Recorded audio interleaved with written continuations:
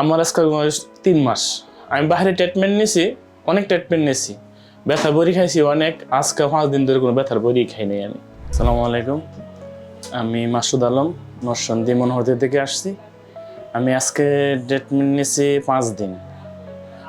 আলহামদুলিল্লাহ আমি 80% ভালো। আগে ব্যথা ছিল, এখন আর ব্যথা নাই। হাঁটুতে ব্যথা ছিল, পায়ে ব্যথা ছিল, কোমরে ব্যথা ছিল, 80% ভালো হয়ে গেছে আলহামদুলিল্লাহ।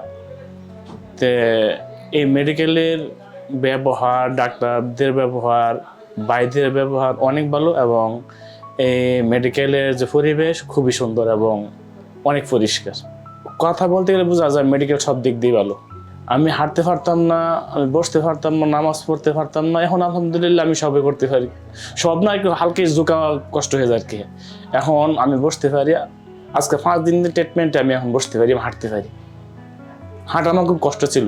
আমার আজকে বয়স 3 মাস।